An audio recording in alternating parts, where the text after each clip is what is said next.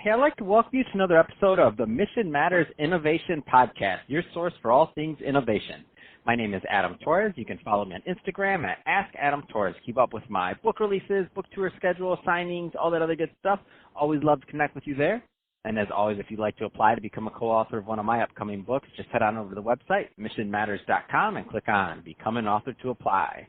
All right, so today is a very special episode. So I have a return guest, Chuck Baren, on the line, who has also just been published in our most recent edition of the Business Leaders edition of Money Matters, which just, by the way, as of this recording, let's see, what is today? It's Thursday, April 2nd, which just was released yesterday, April 1st, and I hit the #1 new release on Amazon's Hot New Release section. So, Chuck, first off, welcome back to the show. Thanks, Adam. Thank you very much. Glad to be here. So, congrats, #1. I'm honored to publish your work, and we're going to get into your chapter in the book, People Management, Key to Survival in a High-Growth Environment. I want to do a deep dive into that, but to the listeners, we're not going to give it all to you because we still want you to go out there and buy the book, of course, but we're going to give you a good amount of the content so that you can benefit from Chuck's knowledge in writing. But before we do that, Chuck, I do want to go a little bit, for the audience that didn't catch your first episode with me, I want to go a little bit more into your background. So tell me a little bit more about how you started in business and as a tech executive. Yeah, sure. No problem. Thanks. So I graduated college in the early 90s with a Bachelor of Arts degree. And after a few years tooling around Chicago, I went back to school for an MBA. And that really kind of got me started on a career path in the world of business. I worked at McKinsey & Company in Chicago, and in the late 90s, like a lot of people, I got dot-com fever, and I left to join a startup company with a few students I had been recruiting, and that didn't work out. But I sent an email to all my friends, and one of them was a McKinsey & Company friend who founded a new startup called Fieldglass, and he hired me. And Fieldglass was in the world of vendor management systems, so really another way to say it, online procurement for contingent labor. Well, I joined Fieldglass in 2001 before we had any customers. I was clearly an early employee, and we were a pioneer, kind of, in the world of SaaS software. We were in the cloud before we called it cloud, and we were software as a service before that was term. And I implemented the product for a number of years, our first customer and then many more. And we were very successful, and we became a leader in this small fledgling market, and Fieldglass was growing and growing. And around 2008 or so, after a number of years, we did a reorg because we had a critical mass of people, and I became the director of the implementation group. We maybe had 15 people. Implementing SaaS software was really different than traditional software implementations because we weren't an on-premise program, and it was all about efficiency, and it was less about racking up bill rates and hourly billable hours, and more about implementing quickly and delivering value. So anyways, it was a fun thing because we were creating something from scratch, and we were pretty successful focusing on efficiency and continue to grow and continue to be a market leader. And ultimately, we were growing too fast to keep up.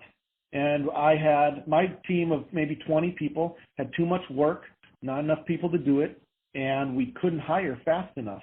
But around that time, 2010, we were acquired by a private equity firm which injected a lot of capital into Fieldglass and really gave us direction to scale the business, grow a larger self-sustaining business, stop worrying about every transaction, and build something special. And so we were able to hire a lot of people. I had created teams with team leaders to try and help each other through the pain, I guess we call it. But it didn't really work out because those team leaders also were engaged with their project work and didn't have time to support their people. But this injection of new people allowed me to transition those team leaders out of their project work and into traditional management roles. And after we transitioned that out and created that management layer, we had to figure out how to be good managers. And so we got into training of management, and that's where I personally really found my passion for what I was really love to do. And it turns out I was very interested in leadership principles, people management routines, and I really dove into the learning. Listened to a lot of podcasts, read a lot of books, took online training courses, and tried to adopt most everything I could learn and bring to my company and my department. And it was great fun. And, without going into a ton more details about what that looks like, I can tell you that after a year, we were quite successful. Turned the department around. The employees liked their job again. They were fully engaged. We were doing more work of better quality, and really convinced me that this people management is how to create a place where great people want to stay and how to recruit and attract top performers. And so it was a lot of fun. Man, I tell you, that's awesome. Yeah. No, it's great. And the thing is, and one of the things that I got out of your chapter and was that, and I tell people this all the time, and I swear I don't know if they believe me or not, but I always have to give more and more examples. And what I saw was like the difference between in growth as a leader and what even the ejection of capital just allowed Field Glass to do. And how it allowed you to have the resources to be able to implement the training. And we'll pull out a couple things from the chapter and have you elaborate on them. But all these different things that you showed, I mean, just telling you, Chuck, like you changed my thought process on my business, because I've been very hesitant to take on outside capital or VC or things like that, because people, just because of we're a small team of 8. I mean, we're not huge, but we put out a lot of content. We work really hard. So I never really, and I'm always thinking about, there's pros and cons of doing things like that. But in looking at what you were able to do there, it finally, like, the light clicked off in my head to where I was like, oh, like, you're providing more opportunity, you're scaling, you're doing things in the right way, you're not worried about every transaction. Just a lot of these things that happen. I'm like, I'm not saying I'm going to do it, but I'm just saying that now it's part of the overall business plan as a potential as we grow, to not, like, before I was totally closed off, just to be honest. I was closed off. Somebody offered and they're like, oh, I'm like, no, I don't want it. No, no, thank you. We're fine. We're good. But now I'm like, man, I didn't even think about it until reading your chapter. And this is just me telling you this. Everybody else just happens to be listening right now on the podcast. I'm just telling you.